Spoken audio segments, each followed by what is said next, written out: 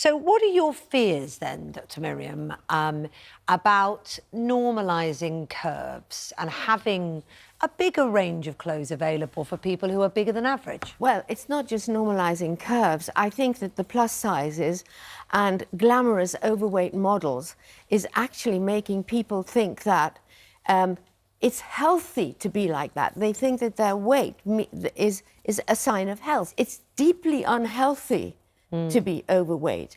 And, you know, the government and the National Health Service is bearing the burden of trying to correct the dangers that people face when they are overweight. And some of the dangers are dire. We have a huge problem with obesity in this country, and we know that you've had your own struggles with weight up and down. When do you feel you're healthiest? I've been a size 8 to a size 22. I have been a whole range of sizes. It's got nothing to do with the fashion industry. And in fact, I remember when I was a size 22 and I would go walking around the shops all day just to find a pair of trousers that fit. And this was when I was about 18.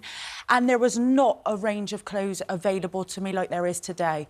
But it was difficult to find sportswear. I could not find any sportswear back then. So how's that encouraging? It's really depressing. And when I would be going around the shops all day trying to find clothes that would fit, the only thing it did was depress me. But actually, I think the clothing industry is partly to blame. The food industry is too. But the clothing industry is colluding in accepting... The thing is, Dr. Miriam, for years, we've only seen super skinny models for decades and decades and decades and decades. And it's relatively recent, within the last 5 years, that the ranges have increased and also that we've seen curvy models. There's a big campaign for that. And I know that worries you about collusion, but something was happening long before that, wasn't it? But the main thing about it is that when you normalise obesity, you make people think that it's okay, and that deters them from doing something about it.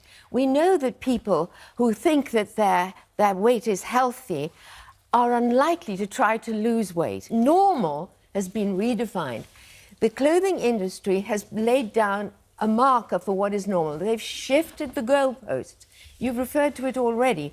And that is becoming the new normal. But that new normal is dangerous. And I would just like to say that how unhealthy it is.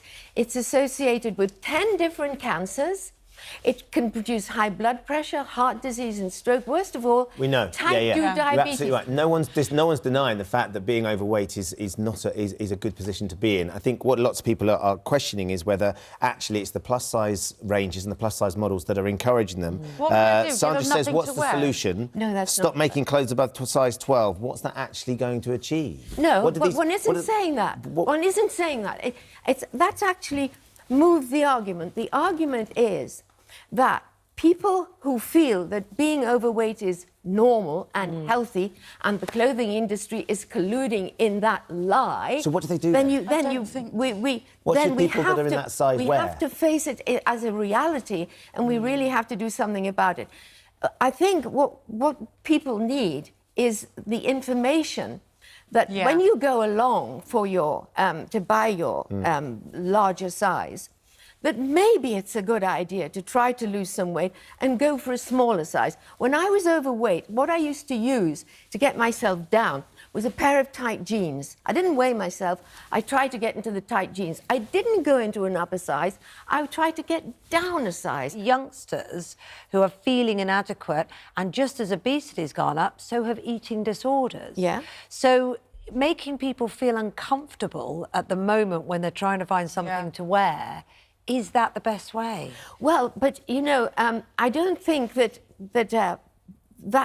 it's aimed at making people uncomfortable. I mean, I think that's actually concentrating on the wrong thing. I don't like anybody to feel uncomfortable. No.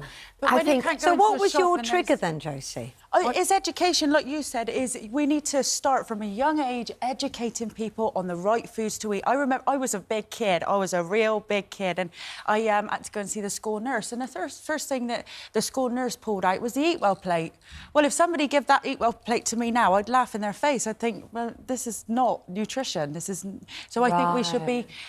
people should be taught from an early age about real nutrition, about real food. That's very good for you. But I didn't cotton on until my mid-20s. Right, so you were eating the wrong things. I was eating totally the wrong things for my body, yeah, and I wasn't one of these people that could get away with it. It's almost as though this is kind of pie in the sky, but just carrying on from what you've both been saying, is that when you go along for something which is supersized, attached to it is an information sheet and say, why not go for the size less than this? And you can do it by doing these things. Eating right, taking a bit more exercise, looking after yourself, being proud of your body for the way that you're taking care of it. Do you think Not that anybody you're wants to putting go it into shopping a and get bigger lectured at size. the same time? But I'm the not way sure. that you're Something's got to happen. You're absolutely right.